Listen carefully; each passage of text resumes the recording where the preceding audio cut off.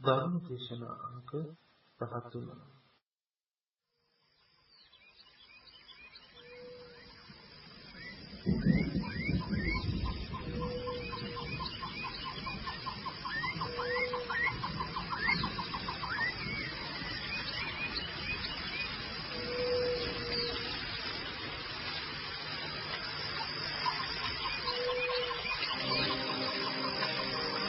එක්සත් රාජධානියේ ලන්ඩන් නුවර ප්ලාස්ටෝහි පිහිටි ශ්‍රී සම්බෝධි බෞද්ධ භාවනා මධ්‍යස්ථානයේ වස්සාන සමය වෙනුවෙන් ඔබ වෙත ගෙනෙනා වූ විශේෂ සතිපට්ඨාන ධර්ම දේශනා මාලාව. දේශකයන්න් වහන්සේ පූජ්‍යපාද පිටිගම ගුණරත්න ස්වාමීන් වහන්සේ. පින්වත්නි, කොළඹ 7 ආරදී සේනානායක මාවතෙහි පිහිටි ශ්‍රී සම්බෝධි විහාරස්ථානයේ කේන්ද්‍ර කරගත් බෞද්ධ මාධ්‍ය ජාලයේ අනුග්‍රහයෙන්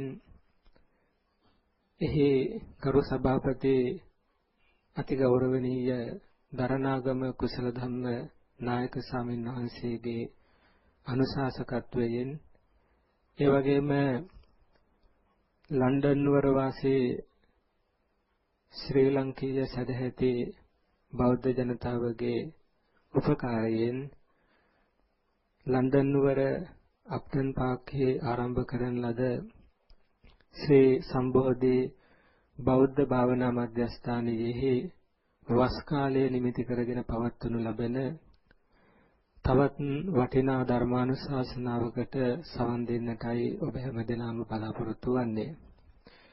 අද දවසේහි පවත්වනු ලබන මෙම උතුම් ධර්ම දේශනාවෙහි බැතිබර දායකත්වය ලබාගෙන කටයුතු කරන්නේ ලන්ඩන් නුවර වාසී වෛද්‍ය සිරෝමා බණ්ඩාර මහත්මිය, විශේෂයෙන් එතුමියගේ නමින් මෙය පරලෝක ගොස් සිටින ආදරණීය දෙමව්පියන් සිහිපත් කරමින් ඒ පියසීලේ මහන්තිල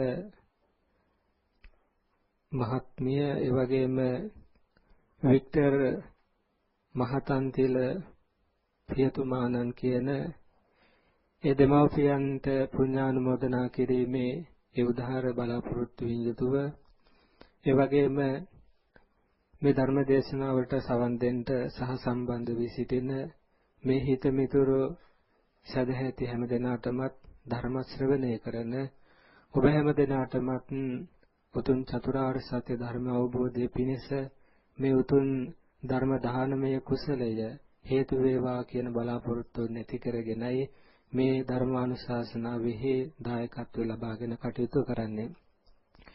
ඉතින් අද දවසේදීත් මේ උතුම් ධර්මානුශාසනාව පැවැත්වීම සඳහා මෙම ස්ථානයට වැඩම කර සිටින්නේ අපගේ ගෞරවනීය ආරාධනාවෙන් අතිගෞරවනීය පිටිගල ගුණරතන මහා සාමීන්ද්‍රයන් වහන්සේ. උන්වහන්සේ සතිපට්ඨාන සූත්‍ර ධර්ම දේශනාව ඇසුරින් පුරා දවසක් මුළුල්ලේහි සෑම සතියන්තයකම සෙනසුරාදා සහ ඉරිදා දිනකම මේ ධර්මානුශාසනාවන් පවත්වාගෙන පැමිණෙනවා.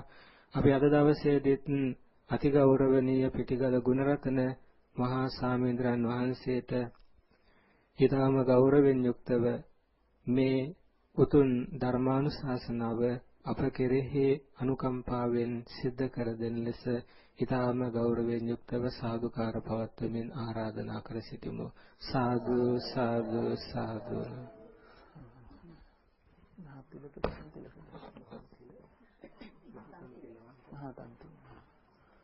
හොඳයි, සාදු නාදයක් පවත්වමු. සමන්ත චක්කවාලේසු අත්‍රා ගච්ඡන්තු දේවතා සද්ධම්මං මුනි රාජස්ස සුනන්තු සග්ග මොක්ඛදං ධම්මස්සවන කාලෝ අයං භදන්තා ධම්මස්සවන කාලෝ අයං භදන්තා ධම්මස්සවන කාලෝ අයං භදන්තා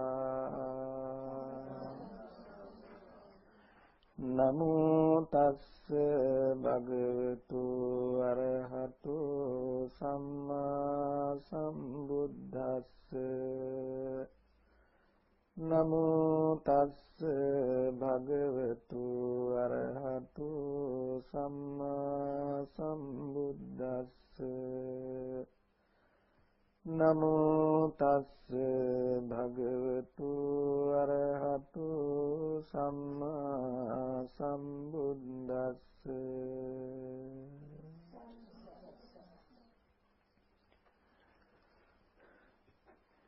අපි ඕමාරේ සෝමිස්සර හාමුදුරුවන් වහන්සේ ඇතුළු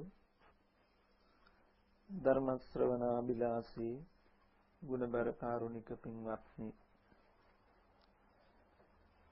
බිනර පුරපසළොස්වක පොහොය නිමිති කරගෙන සිද්ධ කෙරෙන පොහෝ දින වැඩසටහනේ ප්‍රථම ධර්ම දේශනාවයි මේ වෙලාවේදී ආරම්භ වෙන්නේ. අද මේ ධර්ම දේශනාව සඳහා උතුම් අරමුණක් මූලික කරගෙන සදහෙති දායකත්වයේ දරනවා ලන්ඩන්හි පදිංචි සිරෝමා බණ්ඩාර මෞතුමිය.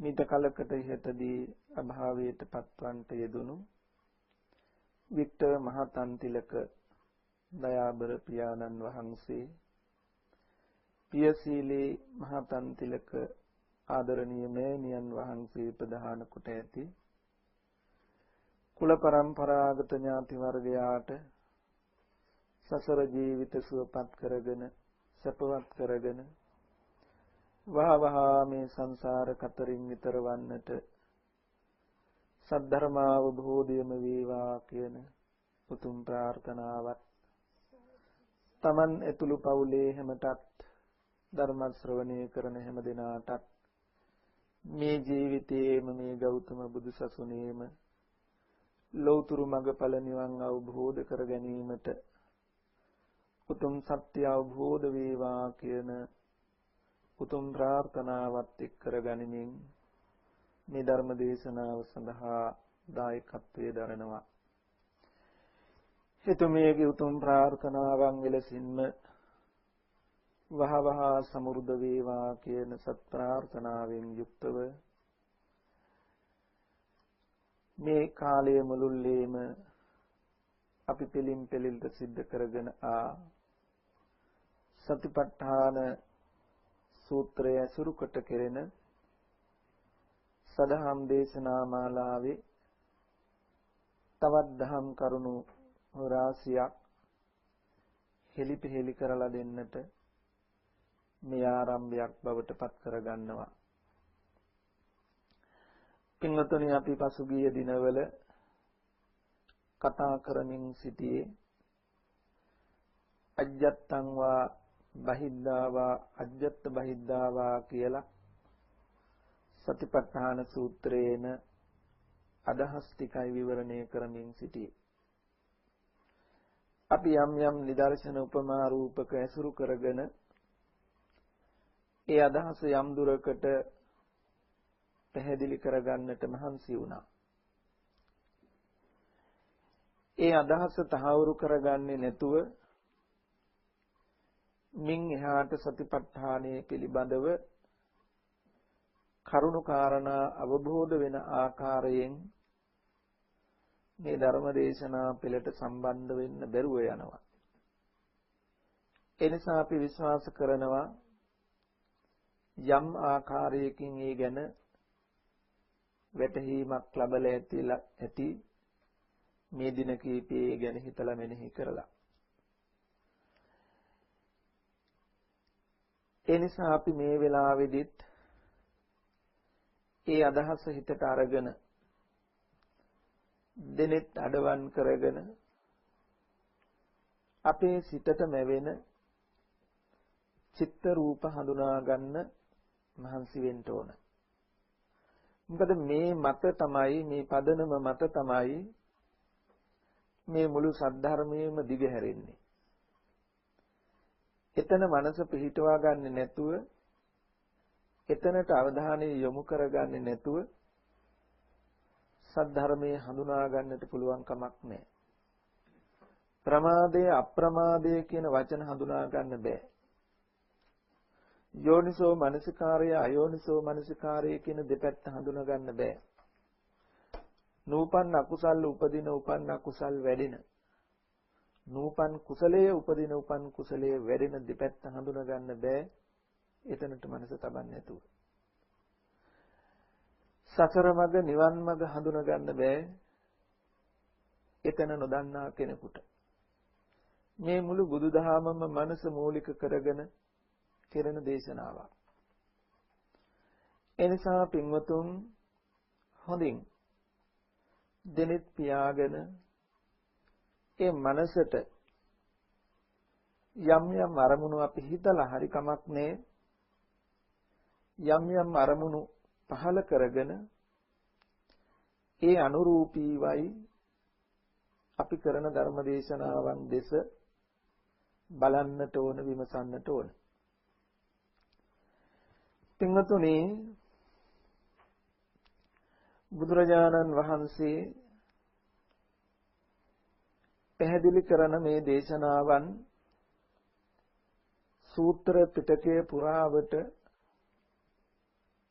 අපට විවිධ සූත්‍ර තුලින් විමසා බලන්න පුළුවන්කම තියෙනවා නිසක වීම සඳහා. ඒ ගැන තවදුරටත් සොයා බැලීම විමසා බැලීම ඔබටම පැවරෙනවා. ඒව නැවත නැවත නිදර්ශන ඉදිරිපත් කරන්න යාම තව තවත් මේ දේශන මාලාව දීර්ඝ වීමට හේතුවක් වෙනවා. එනිසා දැන් අපි එබඳු අරමුණු කීපයක් හිතට නගාගෙන අපේ ඉලක්කය අරමුණ බවට මනසපත් කරගෙන කරුණු විමසා බැලීමක් කරමු. පින්වතුන්ට අපි පසුගිය දිනවල ඒ සඳහා උදව් කරගන්න පුළුවන් නිදර්ශන කීපයක් මතක් කරලා දුන්නා. ඒ වගේම අපි දැකලා තියෙනවා කණ්ණාඩියකින් තමන්ගේම රුව දකින පුංචි කුරුල්ලෙක් කණ්ණාඩියට කොටනවා.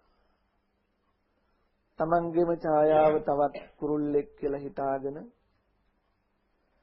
ඒ කණ්ණාඩියට කොටන කුරුල්ලෙක් වගේ අපි අපේම සිතේ මැවෙන මේ චිත්ත රූපයකටයි අපි මුලාවටපත් වෙන්නේ. හැබැයි අපි කය අනුව බලනවා කියන තැන අජ්ජත්තං වා කායේ කායානුපස්සී කියන තැන බලන්න ඕන කයෙහි කය අනුවමයි. හැබැයි කයෙහි කය අනුව බලන්නට පෙර අපට කයක් හිමි වෙන්නේ දුක් වූ අසුභ වූ අසාර වූ කයක් උරුම වෙන්නේ කොතනින්ද කොහොමද කියන හඳුනා ගැනීම පෙරටුව තිබිය යුතුයි කියන අදහස අපි පසුගිය දවසේ පැහැදිලි කළා. නැවතත් ඒ මතකයේ අවදි කරගෙන ඒ බඳු අරමුණක් දෙස බලාගෙන අපි යම් විමසීමක් කරමු. දැන් බලන්න පින්වතුනි අපේ සිතේ යම් චිත්ත රූපයක් දැන් මෙවිල ඇති. අපි කාටත් පොදු උදාහරණයක් ගත්තොත් අපි ඉඳලා ආපු ගෙදර සිහි කරලා බැලුවොත් දැන් අපිට මේ ලස්සනට අපි ඉන්න ගේම වගේ අඩුවක් පාඩුවක් නැතුව ඒ දර්ශනේ හිතට මැවෙනවා. මෙන්න මේ හිතට මැවෙන මේ දර්ශනය වරදක් නෙමෙයි. අකුසලයකුත් නෙමෙයි. මේක එක්තරා විදිහක විපාකයක්. මම මේ කියලා කියන්නේ හිතලා සිහි කරගන්න එක නෙමෙයි. ස්වභාවයෙන් ඒ බඳු දර්ශනයක් හිතේ මැවුනොත් එතන කුසලුත් නෙමෙයි අකුසලුත් නෙමෙයි. කර්මත් නෙමෙයි කෙලෙසුත් නෙමෙයි. ඒක විපාකයක්. කොහොමද ඔය සිතේ ඔය චිත්‍ර ඔය සටහන් හටගන්නේ? පෙර කළා වූ කර්මයකට. මොකද්ද ඒ කර්මය? ඒක තමයි අපි ඉන්ද්‍රිය අසංවරයෙන් ඉන්ද්‍රිය පිළිබඳව අනවබෝධයෙන් දකින අහන දැනගන්න අරමුණු වල අපි නිමිති සලකුණු ගන්නවා. ඒ ගැන බුදුරජාණන් වහන්සේ ලස්සන අතීත සිදුවීමකුත් එක්ක ඒ ගැන කළ දේශනාවක් සඳහන් වෙනවා කුම්භ කියන සූත්‍රයේදී. දවසක් ඉබ්බෙක් ගංගා නම් ගඟ අයිනේ ඉහළ ඉඳලා පහළට සවස් කාලයේ එවිද යමින් තිබුණා. නරියෙකුත් ගංගා නම් ගඟේ පහළ ඉඳලා ඉහළට ඇවිදිමින් ආහාර සොයා යමින් සිටියා. නරියා ඈතදීම දැක්කා හිමින් එන ඉබ්බව. ඉබ්බත් ඈතදීම දැක්කා ඈතින් එන නරියව. දැකලා ඉබ්බ කල්පනා කළා නරියා හිතාගෙන ඇති මගේ අවයව ටික කඩාගෙන කන්න. මම යාට ඒ බඳු අවස්ථාවක් දෙන්නේ නැහැ කියලා හිතලා අත්පා හිස අවයව පහම ඇතුළට ගත්ත කටුව ඇතුළට. නරියා ඇවිල්ලා ඉබ්බ ළඟ බලාගෙන හිටියා බොහෝම වෙලාවක්. අතක් හරි දැම්මොත්, පයක් හරි දැම්මොත්, හිස හරි දැම්මොත් කඩාගෙන කනවමයි කියලා. ඒත් ඉබ්බ කල්පනා කළා නරියා හිතාගෙන ඇති මම අවයවයක් එළියට දායි කියලා කඩාගෙන කන්න. ඒ වුණාට මම නෙමෙයි ඒක අවයවයක්වත් එළියට දාන්නේ කියලා. අවයව පහම ඇතුලේ රැකගෙන හිටියා. බොහෝ වෙලාවක් නරියා බලාගෙන ඉඳලා බැරි තැන ඉබ්බව දාලා යන්න ගියා. කුම්මෝව අංගානි සකේ කපාලේ සමෝදහං බික්කු මනෝ විතක්කේ.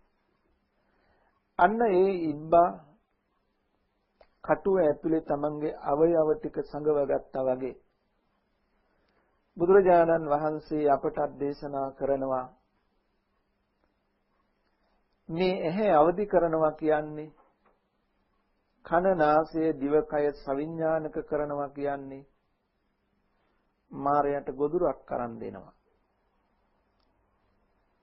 මායගේ ගොදුරක් බවට පත් වෙනවා. ඒ මාහිරයට එන්නේ නැතුව ඇතුළතම මනස සුරක්ෂිත කරගන්න පුළුවන් නම් මායයට අරමුණක් ලැබෙන්නේ නැහැ. එනිසා ඉන්ද්‍රිය ටික ඇතුළතම සුරක්ෂිත කරගන්න කියනවා. එයි චක්කුණා රූපං දිස්වා මා නිමිත්තක් ගාහීනෝ අහුවත්ත මානු ව්‍යංජනක් ගාහීනෝ යක්ඛාදි කරන මේනං චක්ඛු ඉන්ද්‍රියං අසංගතං විහරන්තං අවිජ්ජා පාපක අකුසල ධම්මා අන්වාස්ස වේයෝ චස්ස චක්ඛු ඉන්ද්‍රිය සංවරං පටිපජ්ජත රක්කත චක්ඛු ඉන්ද්‍රියං චක්ඛු ඉන්ද්‍රියේ සංවරං ආපජ්ජත. මහණෙනි මේ ඇසින් රූප දැකලා නිමිති ගන්න එපා. අනුනිමිති ගන්න එපා. නිමිති අනුනිමිති ගත්තොත් මොකක්ද වෙන්නේ? ඔන්න ඔය දැන් ඔබට ලෝකයක්ම ඇති බවට සිහි කරගන්න පුළුවන් වෙලා තියෙන්නේ මොනවද? ඔය මනසට මැවෙන රූප. ඇහෙන් කනෙන් නාසයෙන් දිවෙන් කයෙන් ගත්ත නිමිති ඔය පේන්නේ. දැන් හොඳට බලන්න ඔබ දැකපු අහපු දේවල් ඔක්කොම ඇතුලේ තියෙනව ගබඩා කරගෙන. දැන් ඕන දෙයක් ඒ සලකුණු ඒ නිමිති හිතට ගන්න පුළුවන්. අන බුදුරජාණන් වහන්සේ අපට දේශනා කළා ඔය ඇහෙන් රූප දැකලා නිමිති අනුනිමිති ගන්න එපා. ගත්තොත් මොකද්ද වෙන්නේ? ඒ ගත්ත නිමිති සලකුණු තමයි ආපහු අපේ හිතේ මෙවෙන්නේ. හිතට පේන්නේ. දැන් පේනකොට මොකද්ද වෙන්නේ? අවිජ්ජා දෝමනස්සා පාපකා කුසල ධම්මාන් වස්සෙයි. අපි නැවත වතාවක් මේ පේන සෙවණැලි මනසින්ම සජීවී කරනවා. දැන් බලන්න ඔබට පෙනුණු අර නිවස කියලා ඔබ උපකල්පනය කළ තැන එතන තිබුණේ පුංචි සිතුවමක් සටහනක් විතරයි. අපි පරණ උදාහරණය මතක් කළොත් බල්ලා ළිඳට එබුණු තැන හටගත්ති ඡායාවක් විතරයි, සෙවණැල්ලක් විතරයි. ඒකේ කිසිම දෝෂයක් නැහැ දැන්. කර්මයක් ක්ලේශයක් එතන නැහැ, කුසල අකුසල එතන නැහැ. හැබැයි කුසලයේ අකුසලයේ කර්මයේ ක්ලේශයේ හදාගත්තේ ඒ ඡායාවට දුන්නු වැරදි උපකල්පනය මත. නිදර්ශනය ඔබට හොඳට පැහැදිලි. දැන් ඔබට අර නිමිති ගැනීමේ විපාකයක් හැටියට ඔය සටහන හිතේ ඇඳෙනවා. අර දියේ ඇඳුණු සෙවණැල්ල වගේ. සෙවණැල්ලේ දෝෂයක් තිබුණේ නෑ, දෝෂය තිබුණේ බල්ලා ඒ සෙවණැල්ල දිහා බලාගෙන ඇති කළ වැරදි උපකල්පනය. දැන් අපිත් ඒ ආකාරයෙන්ම ඒ වැරදි උපකල්පනය කරනවා. හොඳට විමසා බලන්න එහෙම නොවේද කියලා. දැන් එතකොට අපට හම්බ වෙන්නේ අපේ ගේ, මගේ ගේ. දැන් මගේ ගේ නම් ඒ ගේ ඇසුරු කොට මට සතුටු වෙන්නත් පුළුවන්, අසතුටු වෙන්නත් පුළුවන්. hina වෙන්නත් පුළුවන්, අඬන්නත් පුළුවන්. කුසල් කරන්න කුසලයට අනුව හිතන්නත් පුළුවන්, අකුසලයට අනුව හිතන්නත් පුළුවන්. දැන් අන්න නිමිත්තක් ඇති කරගත්තොත් ඔය නිමිත්ත සටහන ආපහු පෙනිලා ඒ වැරදි උපකල්පනයත් එක්ක ඒක සජීවී භවකින් අපි බාර ගන්නවා. එතන තමයි අභිනන්දති අභිවදති අජ්ජෝසාය තිත්තති. කිංච භික්ඛවේ අභිනන්දති අභිවදති අජ්ජෝසාය තිත්තති. රූපං අභිනන්දති අභිවදති අජ්ජෝසාය තිත්තති. තස්ස රූපං අභිනන්දතෝ අභිවදතෝ අජ්ජෝසාය තිත්තතෝ. uppajjati nandi ya rupe nandi tadupa danam upadanam upadana paccaya bhavo bhava paccaya jati jati paccaya jara maranam soka parideva dukkha domanas upayasaapi sambhavanti evame tassa kevalassa dukkha kandassa samudayoti. ඔන්න දුක හට ගන්න හැටි, සසර හට ගන්න හේතු සැකසෙන හැටි බාහිරයෙන් නෙවෙයි ආධ්‍යාත්මයෙන් දකින්න. දැන් අපිට ඔය නිමිත්තට පෙනුනේ බාහිර අරමුණක්. දැන් බාහිරයේ තියෙන වගයක් තියෙනවා. බාහිර ලෝකේ අරමුණක් අපට ලැබුණා. දැන් ඔය වගේමයි තමා කියන නිමිත්තත් සලකුණක් ඔය විදිහටමයි හිතටමයි හසු වෙන්නේ. ආධ්‍යාත්මික බවත් බාහිර බවත් ආධ්‍යාත්මයක් ඇති බවටත් බාහිරයක් ඇති බවටත් මේ සිතින්ම සලකුණු දෙනමවා පෙන්වන තැන හොඳට හඳුනා ගන්න බලන්න. නැවත නැවත එතන හඳුනා ගන්න විමසලා. ඒක තහවුරු කරගත්තට පස්සේ ඒ වැරද්දෙන් මිදෙන්න කයෙහි කයානුව වේදනාවෙහි වේදනාව අනුව සිතෙහි සිත අනුව ධර්මයේ ධර්මයේ අනුව බලන්නේ කොහොමද කියලා විමසන්න වෙන්නේ. දැන් අපට පේනවා එතනදී අපට දහමක් මතුවෙනවා මනංච පජානාති ධම්මේච පජානාති යංච තදුභයං uppajjati සංයෝජනං තංච පජානාති. මනස ධර්මයක් නුවණින් දැනගෙන ඒ නිසා උපදින සංයෝජනය හඳුනා ගන්න ඕන. දැන් සිතේ ඒ මනසට අරමුණු ධර්මයක් නිසා උපන් සංයෝජනය හඳුනා ගන්න ඕන. දැන් අපට හැමතිස්සෙම උපදින්නේ ඔය නිමිති සලකුණුත් එක්ක කාමරාග සංයෝජනය හෝ පටිඝ සංයෝජනය. ඒ කාමරාග ව්‍යාපාද සංයෝජනයන් තමයි ඇති වෙන්නේ. කාමරාග ව්‍යාපාද සංයෝජනයන් එතන උපදිනවා කියලා කියන්නේ අපි එතන නාම ධර්මයක් හැටියට දැකපු බවක් නෙමෙයි ඉන් සාක්ෂි දෙන්නේ. අපි එතන රූපයක් හැටියටම බාරගත් බවයි, එහි සතුටු වෙච්ච බවයි, එහි ಗುಣ කියන බවයි, එහි බැසගත් බවටයි ඉන් සාක්ෂි ලැබෙන්නේ. ඒ නිසා ඒක මනෝමය ධර්මයක්, හිතේ හටගත්ත දේ හිතත් එක්කම නිරුද්ධ වෙනවා කියලා ඇතුළතින්ම නිරුද්ධ කරන්න උත්සාහ කළාට ඒක වෙන්නේ නැහැ. ඇයි ඒක නාම ධර්මයක් හැටියට නෙමෙයි රූපයක් හැටියටම බාරගෙන තියෙන නිසා. ඒ නිසා අපට සිද්ධ වෙනවා ඒක රූපයක් හැටියටම උපකල්පනය කරලා කය පිළිබඳව තියෙන බැඳීමෙන් නිදහස් වෙන්න. ඒ නිසායි බුදුරජාණන් වහන්සේ කායානුපස්සනාව සතිපට්ඨානයේදී පළමු අංගයේ බවට පත් කරගත්තේ. ඒ නිසා දැන් පින්වතුන් එක පැත්තකින් මතක තියාගන්න ඕන පෙර ඉන්ද්‍රිය අසංවරය නිසා මෙහෙම විපාකයක් එනවා. මේ විපාකය එන තැනත් ආපහු අසංවර වෙනවද? සංවර වෙනවද? දැන් ඔන්න අපට තියෙනවා අර සබ්භාසව සූත්‍රයට අනුව මෙතන සංවරයෙන් පහ කළ යුතු ආශ්‍රව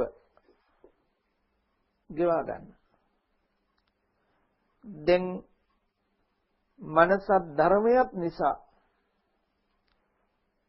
දැන් අපි මනසා ධම්මං විඤ්ඤාය මා නිමිත්තග්ගාහීනෝ මානු ව්‍යංජනග්ගාහීනෝ අහුවත්. මනසින් දහම් දැක නිමිති ගන්න එපා, අනුනිමිති ගන්න එපා.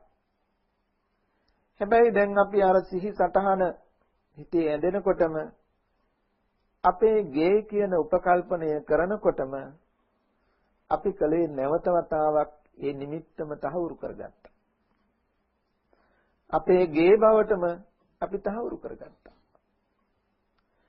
දැන් ඕකේ තියෙන ඊළඟ දෝෂය තමයි හිත කෙලසෙන එක විතරක් නෙමෙයි. මරණ වේලාවේදී අපායට යන්න, සසරට යන්න ඔය පුංචි සලකුණක් තමයි යම් වෙලාවක උදව් වෙන්නේ. ඒක මහා ලොකු දෙයක් වෙන්න ඕනේ නේ. ඔය වගේ පුංචි සලකුණක් අපි හිතමු ඔය සලකුණම මරණ මොහොතේ චුති සිතට අරමුණක් වුණා කියලා. ඒ වෙලාවේදී ඔය මගේ ගේ අපේ ගේ කියන උපකල්පනයම කරાવી. දැන් මේ ගේ පිළිබඳව ඊළඟට මොහොතේ තෘෂ්ණාව හෝ අකමැත්ත, ලෝභය හෝ ද්වේෂය උපදීවි. නොඑක් තව ඉඩ තිබුණොත්, වේලාව තිබුණොත් තව තවත් නානාවිද අර බල්ලා දිල්ද මත තිබුණු ඡායාව බල්ලෙක් කියන උපකල්පනයෙන් අනතුරුව බල්ලට ද්වේෂසිත උපදවගත්තා. බල්ලට ද්වේෂයෙන් බුරන්න ගත්තා. බල්ලට ද්වේෂසිත මූලික කරගෙන පොළොව පහුරු ගාමින් කායික ප්‍රතික්‍රියාවන් දක්වන්න ගත්තා. ඒ වගේ අපටත් ඔය නිමිත්ත සලකුණු වෙලා කිසියම් ආකාරයක කාය සංඛාර, වචී සංඛාර, මනෝ සංඛාරයන්ම ඇති වෙන්න පුළුවන්. කර්ම සංස්කාර ඇති වෙන්න පුළුවන්. එතකොට භෞතික වස්තුව නෙමෙයි අපිව සසරට ගෙනියන්නේ ඔන්න ඔය සලකුණ. ඒ නිසා ඔය සලකුණත් එක්ක හරි ප්‍රවේශමින් සිහිනුවණින් පරිස්සමින් කටයුතු කරන්න වෙනවා.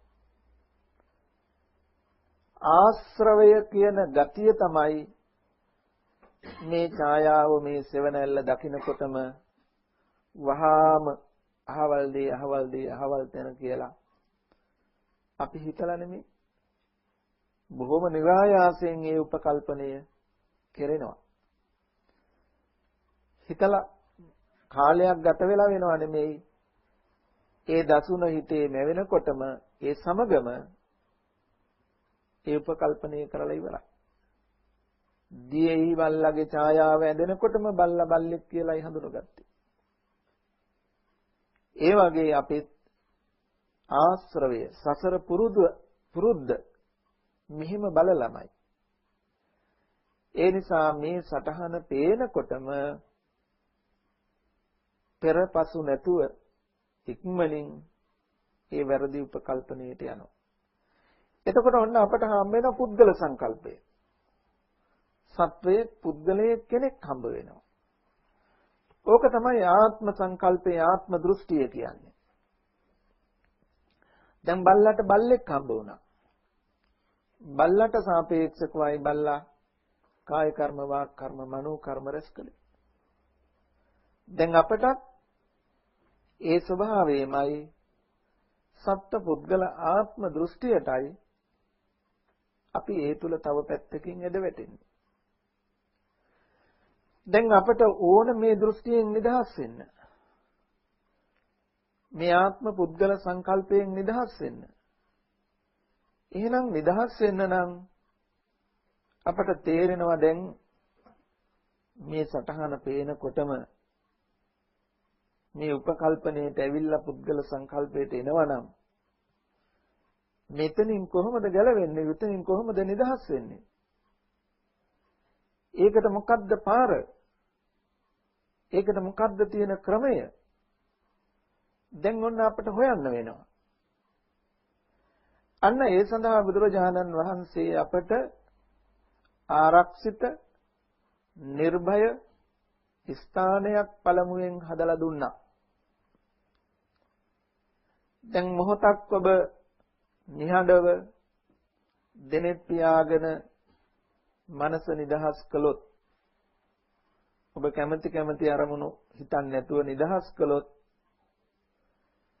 සිත ඔබට නොයෙක් විසූක දර්ශන හිතට ගෙනහැල්ලා පෙන්නයි.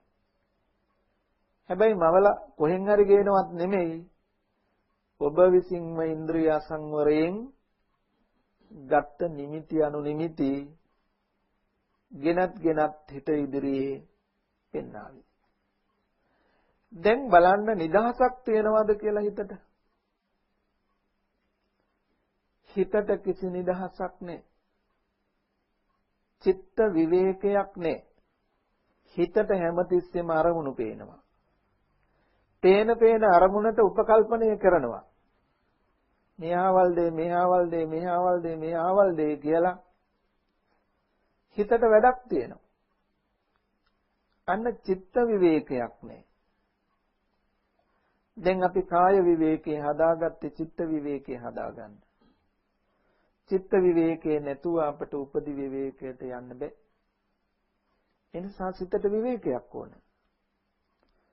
චිත්ත විවේකය හදාගන්න තමයි ওই ස්වභාවයෙන් හිතට අපි විසින් හදලා දුන්න අපේ අසංවර බව නිසා හදලා දුන්නු ඇතුළු කළ නිමිති සලකුණු හිතට වේගයෙන් පහළ වෙන ඒ ස්වභාවය යටපත් කරගන්න වළක්වා ගන්න තමයි සති නිමිත්ත බුදුරජාණන් වහන්සේ අපට අවධාරණය කොට පළමුව දේශනා කරන්නේ. දැන් මොහොතක් බලන්න සති නිමිත්තෙන් තොරව ඔබ නිහඬව ඇස් දෙක පියාගෙන හිටියොත් නොඑක් දර්ශන හිතට ගලාගෙන එනවා. දැන් ඔබ අත්දකින්න අසති නිමිත්ත මානසිකාග්‍රයට හෝ දෙතොලේ ඒ හැපෙන ස්වභාවයත් එක්ක ඒ පෙදෙසට හිත තියන්න. ඒ නිමිත්ත අරමුණ හුරුනම් පුරුදුනම් ඒ නිමිත්තේ සලකුණ සිහි කරගත්ත පමණකින් ගඟක් ගලනවා වගේ වේගයෙන් ගලාගෙන ආපු අර නිමිති සලකුණු අනු නිමිති සම්පූර්ණයෙන් නතර වෙනවා. නිමිත්තේ සිත පිහිටුවා ගන්න පුළුවන් තාක්කල් අර සලකුණු වෙන්නේ නැහැ. සලකුණු වෙන්නේ නැත්නම් හිතට වැඩක් නැහැ. උපකල්පනය කරීමක් වෙන්නේ නැහැ. සිත උපකල්පනය කරන්නේ හොඳ පැත්තට නෙමෙයි. පුද්ගල ආත්ම දෘෂ්ටියට සත්ත්ව පුද්ගල ආත්ම සංකල්පයට යන්නේ. දැන් අපි ඒ දිඨාසවය දිට්ඨි සංයෝජනයේ හටගන්න තියෙන තැන යම් ආවරණයක් පාලනයක් කරලා තියෙනවා නිමිත්තේ. හැබැයි ඒක නැති කළා නෙමෙයි පාලනයක් කළා. දැන් අපිට ඔන්න ඔය ස්වභාවයේ හිතට තේරුම් අරගෙන හිතේ ස්වභාවය මෙහෙකයි මේ හිත නිදහසේ තිබුණොත් මෙන්න මේ විදිහ අනන්ත සංසාරයේ ගත නිමිති සලකුණු නැවත ආවර්ජණය වෙමින් විපාකයට එනවා. විපාකයට එනකොට සිත ඒ අරමුණු අභිනන්දනා කරනවා, සතුටින් බාර ගන්නවා. එතකොට රූපේ නන්දිය, ඒ උපාදානයේ භවය ජාතිය ජරා මරණ ශෝක පරිදේව දුක් දුම්නස් හදනවා. මේ දුක හට ගන්න ඇති.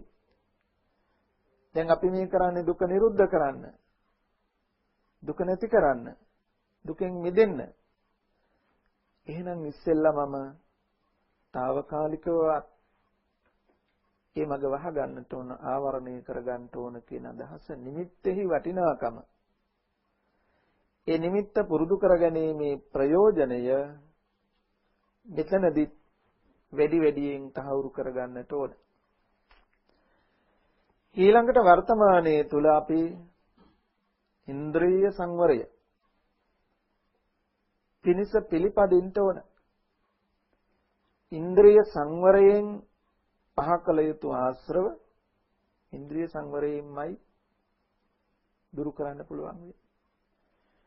ඒ නිසා දැන් අපට තේරෙනවා මේ නිමිති සලකුණු එද්දී ඒවට උපකල්පනය කිරීමෙන් වැළකී ඉන්න පුළුවන් කමක් නැහැ එතන. ඒක වේගවත් ක්‍රියාවලියක්. ඒ නිසා ඉන්ද්‍රිය සංවරය සඳහා සංවරයෙන් පහ කළ යුතු ආශ්‍රව දුරු කිරීම සඳහා සති නිමිත්ත ආධාර කරගන්න වෙනවා. සති නිමිත්තම ආධාර කරගන්න වෙනවා. ඒක අත්දැකීමෙන් තමයි බලන්න ඒ බඳු නිමිත්තක සිත පිහිටුවා ගත්තාම ඒ සංවරය සිද්ධ වෙන්නේ නැද්ද කියලා. දිඨාසවේ දුක්ති සංයෝජනේ වැඩෙන්න තියෙන ඉඩ ආවරණය වෙන්නේ නැද්දෝ කියලා තමන්ම හඳුනා ගන්න අපි කියන නිසා නෙමෙයි. ඊළඟට ඒ විතරක් නෙමෙයි, ඒ සංවරය පිණිස පිළිපදින ගමන් අපි මේ එන අරමුණු එහෙම නැත්නම් අපි හිතලා හරි කමක් මේ අරමුණු අරගෙන දැන් අපි හඳුනා ගන්න ඕන තවත් දෙයක්. දැන් මට මේ පෙනෙන දේ ආහාරයෙන් හටගන්න භෞතික රූපේ නම් නොවේ. පවතින දේ මනෝමය චිත්ත රූපයක්මයි. හැබැයි මැවෙන්නේ හිතට චිත්ත රූපයක් වුණාට දියේ ඇඳෙන ඡායාව කියපු තැන මම මේ කියන්නේ. දියේ ඇඳුණු ඡායාව වගේ හිතේ ඇඳෙන ඡායාව නම් මනෝමය රූපයක්මයි. හැබැයි ඒ ශනේ අපි කරන උපකල්පනය භෞතික රූපයක් පිළිබඳවයි. එනිසා අපිට කාමරාග සංයෝජනය, ව්‍යාපාද සංයෝජනය එතන උපදින්නේ.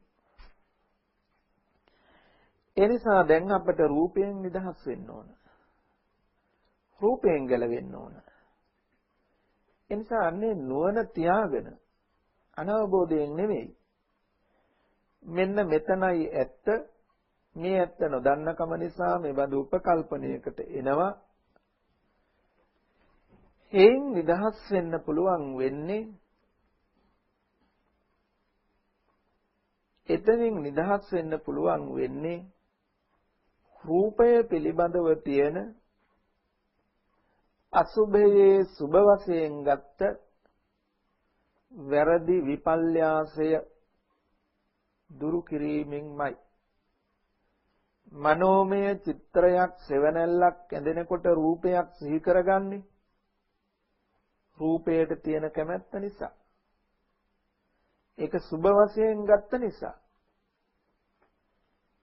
ඒ මනෝමය තැනදී නොරැවටී ඉන්න බෑ. ඒ සංයෝජනය ඒ පැත්තට බැඳිලා තියෙනකම්. ඒ රූපය සුභ වශයෙන් දකිනකම්. අන්න ඒ නුවණ ඇතිව අසුභේ සුභන්ති කියලා ගත්ත වැරදි විපල්යාසය. අසුභ තැන පිළිකුල් තැන අපි සුභයි කියන වැරදි උපකල්පනයක් කරලා තියෙනවා. වැරදි පිළිගැනීමක් තියෙනවා. වරදවා ගැනීමක් තියෙනවා. ඒකටයි විපල්යාස කියලා කියන්නේ. ඒ විපල්යාස වශයෙන් රූපය කය දිහා බලන නිසායි අපි හැමතිස්සෙම මනෝමය සටහනේදී රූපයම සිහි කරගන්නේ, රූපයටම බැඳින්නේ. ඒ සංයෝජනය, ඒ විපල්යාසය දුරු කරන්න බෑ මනෝමය තැනක ඉඳගෙන. ඒ නිසා දැන්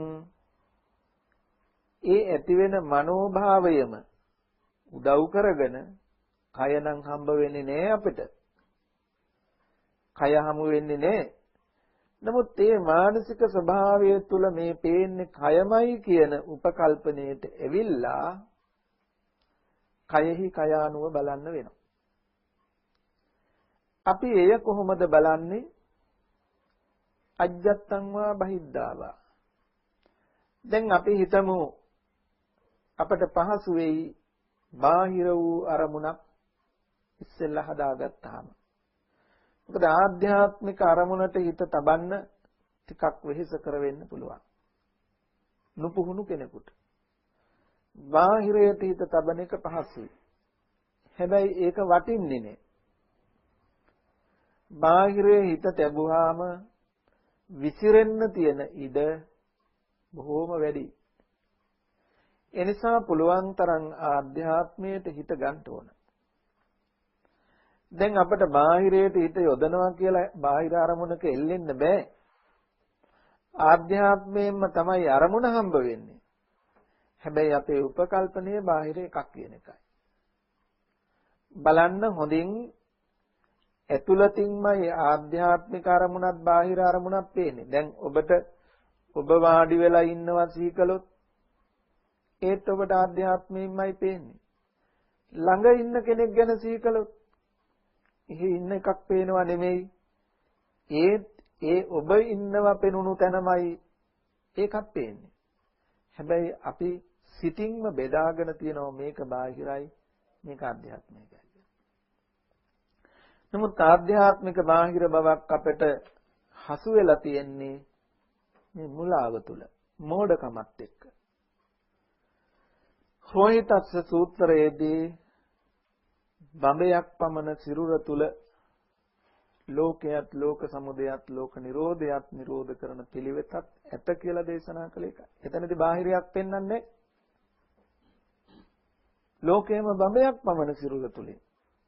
බාහිර වූ රූප ශබ්ද ගන්ධ රස පහස නැහැ. අපි ලෝකය කියලා කියන්නේ මම ඉන්නවා, ඇහැ තියෙනවා, ඇහැට පේන රූප. කන තියෙනවා, කනට පේන බාහිර ශබ්ද. නාසය තියෙනවා, නාසයට එන ගන්ධ. දිවක් තියෙනවා, දිවට ලැබෙන රස බාහිරයි. කයක් තියෙනවා, කයට ගැටෙන අරමුණු බාහිරයි. හැබැයි බුදුරජාණන් වහන්සේ රූපායතන, සද්ධායතන, ගන්ධායතන, රසායතන, කායායතන, පොට්ටබ්බායතන, ධම්මායතන සියල්ලම ඇතුළතින්මයි මේ බඹයක් පමණ සිරුර තුලින් පෙනෙනවා කියනකොට තියෙන. ඒක ඉදිරියට නුවණින් උරගා විමසා බලන්න ඕන තැනක්. දහම ප්‍රත්‍යක්ෂ වෙනකොට ඒ අදහස වඩාත් නිවැරදි බව ඔබට ඔබ තුල තහවුරු කරගන්න බැරි වෙන එකක් නේ. එහෙමනම් දැන් අපි බාහිර අරමුණක් කියලා හිතෙන දැන් අපි ඉන්න මට්ටම තුල ඔබ හිතට නගා ගන්න ලක්ෂණයි කියලා හිතෙන සොඳුරු මුහුණක්, ඔබ ඇලුම් කරන ලක්ෂණයි කියලා හිතෙන සොඳුරු මුහුණක් හිතට ගන්න. දැන් ඔබට ලස්සන මුහුණක් පේනවා. දැන් ඕක දිහා බලාගෙන හිතුවොත් මේ කාගේද මේ මුහුණ? ඔන්න අයිතිකාරයෙකුත් හම්බ වෙනවා. ඒ ගැන දැන් ඔබට නොඑක් අතට හිතන්න පුළුවන් ඒක කාගේද කොහෙන්ද? නොඑක් දේවල් සම්බන්ධතාවයන් කැමැත්ත අකමැත්ත උපදින විදිහට කුසල් අකුසල් වැඩෙන විදිහට දැන් ඔය අරමුණ ඔය නිමිත්ත බලන්න පුළුවන්. දැන් ඔය පේන ස්වභාවය. හැබැයි දැන් අපිට තියෙන්නේ කයෙහි කය අනුව බලන්න. දැන් බලන්න ඒක මනෝමය රූපයක් කියලා වහන්න හදන්න එපා දැන්. දැන් අපි නුවණින් හඳුනාගත්තා අපිට කය හසු වෙන තැන මෙතනයි කියලා. ඒ නුවණ ඇතුව දැන් අපි බලනවා ඇහැට ගැටෙන වෙලාවෙදිත් අපිට පේන්නේ මේ වගේම සටහනක්. භෞතික වූ රූපයක් එහෙම්ම හම්බ වෙනව නෙමෙයි. මේ වගේම වර්ණ රූපයක් ඇසට පෙනේ. මනසට පේන්නේත් ඒකමයි. එහෙමමයි.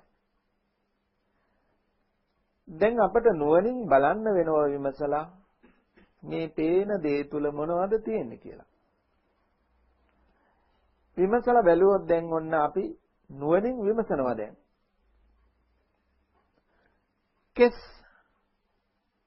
කෙස් කියන්නේ අසුභාසාර දුගඳ පිළිකුල් තැනක්. ඒ කෙස් හැම මත පිහිටලා තියෙනවා. හැම දන්නේ නෑ මා මත කෙස් පිහිටලා තියෙනවා කියලා. කෙස් දන්නේ නෑ මම හැම මතයි පිහිටලා තියෙන්නේ කියලා. කෙස් වලට හිතන්න මෙනෙහි කරන්න බෑ, හැඟීම් දැනීම් නෑ. ඇයි? කෙස් කියන්නේ හිතක් නෙමෙයි, සිතුවිලික් නෙමෙයි. අචිත්තක අචේතනික අනාත්ම ධර්මතාවය.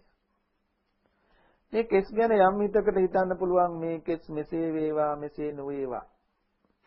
නොඑක් ප්‍රාර්ථනා හදන්න පුළුවන්. හැබැයි අනේ ඒ ප්‍රාර්ථනා අනුව තම තමන් හිතන විදිහට ඒ කෙස් පවත්වන්න බෑ, පවතින්නේ නෑ. අනාත්ම ධර්මතාවය. මේ හැම මේ මස වහගෙන ඉන්නවා. මස දන්නේ නෑ මාව වහගෙන හැම ඉන්නවා කියලා. හැම දන්නේත් නෑ මමයි මස වහගෙන ඉන්නේ කියලා. හැමට හිතන්න බෑ, මෙනෙහි කරන්න බෑ. ඇයි? හැම කියන්නේ හිතක් නෙවෙයි, සිතුවිලිත් නෙවෙයි.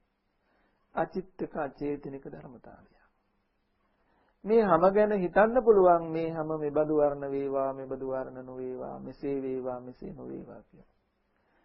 අනේ එහෙම හිතුවට තම තමන්ට කැමති විදිහට හිතලා එහෙම වෙනස් කරගන්න පුළුවන් නම් හොරි දඬවන කුෂ්ඨ හැදෙයි මේකේ.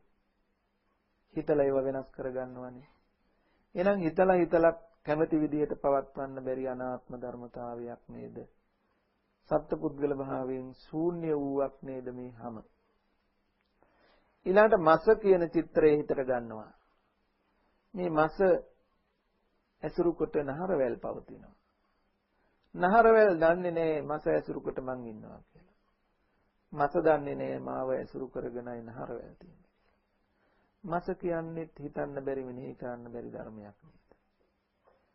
මස හිතක් නෙමෙයි, සිතුවිලි නෙමෙයි, අචිත්තකයි, අචේතනිකයි, අනාත්මයි. මේ මස ගැන හිතට හිතන්න පුළුවන් මේ මස මෙසේ වේවා මෙසේ නොවේවා කියලා. හිතන විදිහට වෙනස් වෙන්නේ නැහැ. එහෙම වෙනවා නම් මේ මස්වල වනපිලිකා ගෙඩි තුවාල හැදිලා මරණය හෝ මරණාසන්න දුකකට කවුරුවත්පත් වෙන්නේ නැහැ නේද? එහෙනම් තමා වසඟේ නොපවතින අනාත්ම ධර්මතාවයක් නේද මස්. නහරවැල් කියන ඒ සටහන හිතට අරගෙන මේ නහරවැල් තුලයි ලේ පවතින්නේ.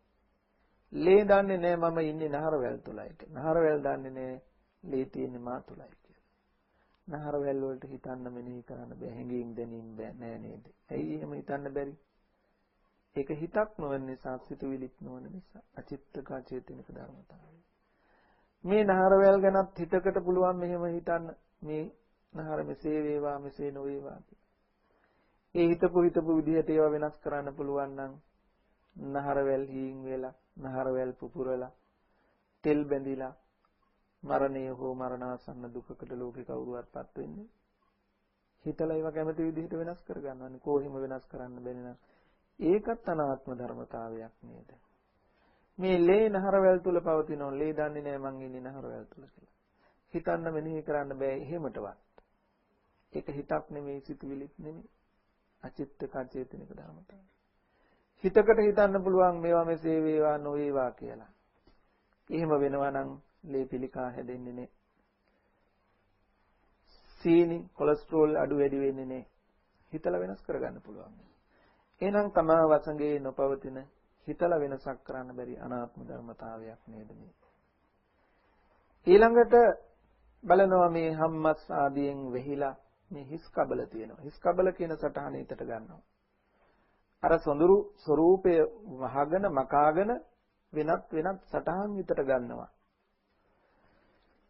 හිස් කබල හිතට අරගෙන මේ හිස් කබල දන්නේ නැහැ මාව වහගෙන ඉන්නේ මේ හම්මස් වලින් කියලා.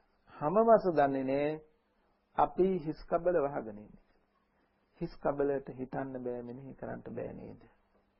ඇයි හිතන්න බැරි, මෙනෙහි කරන්න බැරි? Taman හිතෙන් විතර්ක කරනවා.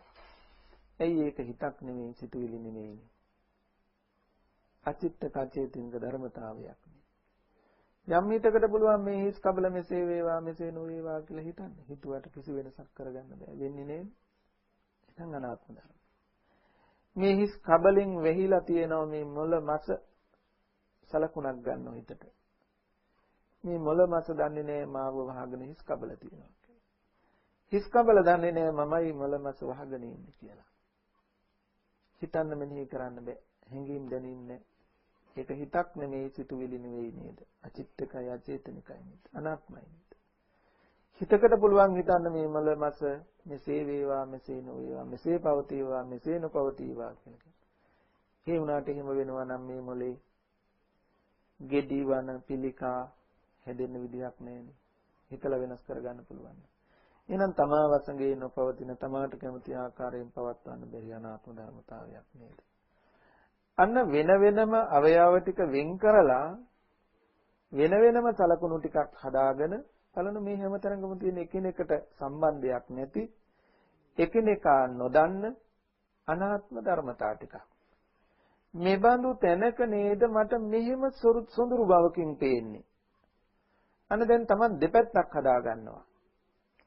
පවතින ආකාරයේ බලනවා මෙහෙමයි, එකිනෙකට සම්බන්ධයක් නැති, එකිනෙකට බැඳීමක් නැති, දැනුවක් නැති, හිතන්න බැරි, මෙනෙහි කරන්න බැරි අනාත්ම ධර්මතාවයක්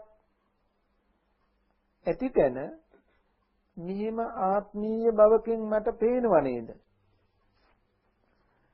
ඔන්න දැන් අපි කයෙහි පවතින ආකාරය හා අර හිතට මැවෙන, හිතට පේන, ඇහැට පේන වර්ණ රූපයත් එක්කම අපි යම් සත්‍යයක් මතු කර ගන්නවා. දැන් අපිට දෙපැත්තක් හම් වෙනවා. පවතින තැන හා පෙනෙන ස්වභාවය කියන දෙපැත්ත. පවතින ආකාරය ඇලෙන්න ගැටෙන්න හැප්පෙන්න යන තැනක් නෙමෙයි. ඒකේ අසුභ බව ප්‍රකටයි, අනාත්ම බව ප්‍රකටයි. එහෙම දැක්කොත් නම් ඇලෙන්න ගැටෙන්න බෑ. හැබැයි මෙහෙම පේනකොට ඒකට අයිතිකාරයෙක් නම් කරන්න පුළුවන්. ඒක හරි ලස්සනයි කියන්න පුළුවන්. ඒක මටයි අයිති, ඒක මගේයි කියලා කියන්න පුළුවන්. හැබැයි අරමුම දකිනකොට ඒකට අයිතිකාරයෙක් පනවන්න බෑ. ඒක මම මගේ කියලා ගන්නෙ නෑ. අන්න දැන් තමන් දෙපැත්තක් හඳුනාගත්තා. එතකොට දැන් තමන්ට හම්බ වෙනවා ප්‍රමාදය අප්‍රමාදය. දැන් ප්‍රමාදය මේ පේන ස්වභාවයට බැලුවොත් ප්‍රමාදී. එහෙම පේන තැන තියෙන්නේ මෙහෙමයි කියලා බැලුවොත් අන්න අප්‍රමාදය. නූපන්න අකුසල් නූපදිනවා, උපන්න අකුසලයක් පිරිහෙනවා, පවතින ආකාරය බැලුවොත්. පේන විදිය බැලුවොත් නූපන්න අකුසලයේ උපදිනවා, උපන්න අකුසලයේ වැඩෙනවා. පේන විදියට බැලුවොත් අයෝනිසෝ මනසිකාරය. පවතින ආකාරය බලනකොට යෝනිසෝ මනසිකාරය. පවතින ආකාරය බලනකොට නිවන් මඟ. පවතින ආකාරය බලනකොට, පේන ආකාරය බලනකොට සසර මඟ. දැන් ඔන්න අපිට දෙපැත්තක් හම්බ වෙනවා. එතකොට අර අපි ඉස්සෙල්ලා සිත ඇතුලෙන් හඳුනගන්න අදහස තව දුරටත් තහවුරු වෙමින් අපට හැමතැනකම අපි පෙනෙන ස්වභාවයටම රැවටෙනව නේද? පවතින ස්වභාවය නොදැක. එතකොට අර දියේ ඇඳුණු ඡායාව හා හේතුල පෙනෙන ස්වභාවයට ඇති කරගත්ත වැරදි උපකල්පනය ඒවා අපට වෙන්වෙන්ව පැහැදිලි වෙන්න පටන් ගන්නවා. ඉතින් මෙන්න මේ ආකාරයෙන් මේ දෙපැත්ත හඳුනාගෙන කටයුතු කරනකොට අපට ආධ්‍යාත්මයේ සිහි කළත් මගේ අත, මගේ පය, මගේ හිස කියලා සලකුණු කළත් යම් සටහනක් වෙනවා. එතනත් පේන හා පවතින කියන දෙක වෙන් කර ගන්නවා. මෙන්න මේ විදිහට බලනකොට අපි ආධ්‍යාත්මයේ තුලත් පවතින්නේ මෙන්න මෙහෙම පේනකොට මෙහෙම පේන ස්වභාවයක් හා පවතින ස්වභාවයක් කියන දෙක වෙන් වෙනවා. එතකොට අපි පවතින ස්වභාවයට හැමතිස්සෙම මනසෙම මෙහෙම පේන තැන තියෙන්නේ මෙහෙම නේද කියලා හැමතිස්සෙම පේන දේ තුල රැඳෙන්නේ නැතුව පෙනෙනවත් එක්කම මෙහෙම පේන තැන පවතින්නේ මේක නේද? මෙහෙම තැනක් මෙහෙම පේනව නේද කියලා තුලණය කරනවා. බාහිරයෙන් හම්බුණත් ආධ්‍යාත්මයෙන් හම්බුණත් අන්න එතකොට අපි ටික ටික කාමරාග සංයෝජනය මේ සුබ වශයෙන් ගත්ත විපල්යාසය ගෙවෙන්න ගන්නවා. ඉතින් ඒ ආකාරයෙන් බලන්න, සිතන්න, විමසන්න, මහන්සි වෙන්න. ඒ සඳහා ඔබට නුවණ පහළ වේවා. සත්‍ය අවබෝධ වේවා. උතුම් නිවන් මඟ සාත් වේවා. ආකාසට්ටා චුම්මට්ටා දේවා නාග මහිද්దికා පුඤ්ඤන්තං අනුමෝදිත්වා චිරං රක්ඛන්තු බුද්ධ ශාසනං. ආකාසට්ටා චුම්මට්ටා දේවා නාග මහිද්దికා පුඤ්ඤන්තං අනුමෝදිත්වා චිරං රක්ඛන්තු බුද්ධ ශාවකං. ආකාසට්ටා චුම්මට්ටා දේවා නාග මහිද්దికා පුඤ්ඤන්තං අනුමෝදිත්වා බෝධයන්තු සිවං පදං. අදත් මේ උතුම් ධර්ම ශ්‍රවණය තුලින්, ධර්ම දානය තුලින් මතු කරගත් උතුම් පින්කම මතු දිනක බුදුවලවක් සනසනාරි මෛත්‍රිය නාතමෙත් බෝසතාණන් වහන්සේ ඇතුළු බුද්ධ බෝසත්යන් වහන්සේලාටත් අල්පේ ශාක්‍ය මහේ ශාක්‍ය ශාසන මාමක උපකාරක දෙවියන්ටත් මේ පින් අයිති වේවා. ආදි වෛසුරු වැඩි දියුණු වේවා. පතන බෝධියෙන් අමා මහ නිවනින් සැනසේවායි සාදු කියලා පෙන්වනවා.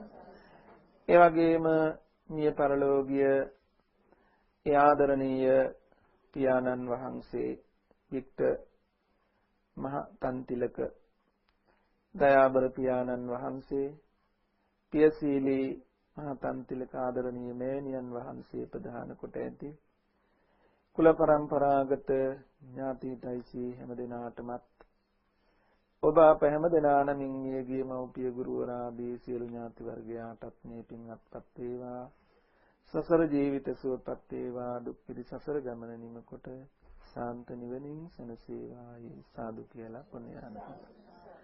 අද දවසේ මේ උතුම් පින්කමේ ධර්ම දානමය දායකත්වයේ දරන සිරෝමා බණ්ඩාර මහතුමිය ඇතුළු ඒ පවුලේ හැම දෙනාටමත් ධර්ම ශ්‍රවණය කරන හැමතත් හැදුවැඩු ගුරු දෙමාපිය දූ දරු පවුල් වල හැමතත් ගෞරවනීය ස්වාමීන් වහන්සේලාටත් සියලු දෙනාටත් මේ පුණ්‍ය බලය කුසල බලය තුනුරුවන්ගේ අනුභවය ආශිර්වාදය කරන කොටගෙන බුද්ධ ආදී රත්නත්‍රයේ ආශිර්වාදයේ හේතු කොටගෙන මතු බුදු වන බුද්ධ බෝසත්යන් වහන්සේ ඇතුළු දෙවියන්ගේ ආශිර්වාදයේ හේතු කොටගෙන දෘශ්‍යමාන අදෘශ්‍යමාන වූ බාධක දුරු වේ.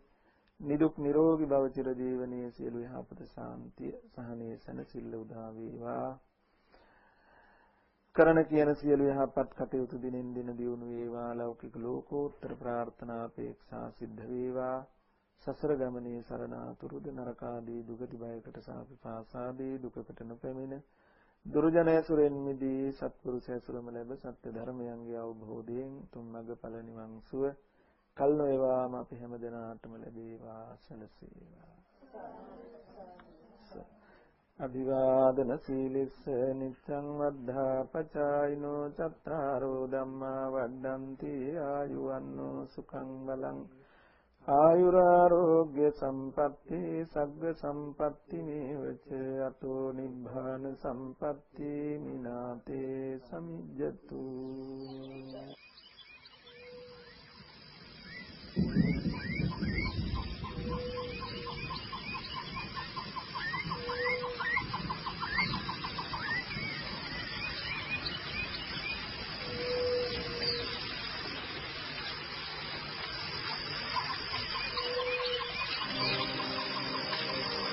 එක්සත් රාජධානියේ ලන්ඩන් නුවර ප්ලාස්ටෝහි පිහිටි ශ්‍රී සම්පෝති බෞද්ධ භාවනා මධ්‍යස්ථානයේ වස්සාන සමය වෙනුවෙන් ඔබ වෙත ගෙනෙන්නා වූ විශේෂ සතිපට්ඨාන ධර්මදේශනා මාලාව. දේශකයන් වහන්සේ පූජ්‍යපාද පිටිගල ගුණරත්න ස්වාමීන් වහන්සේ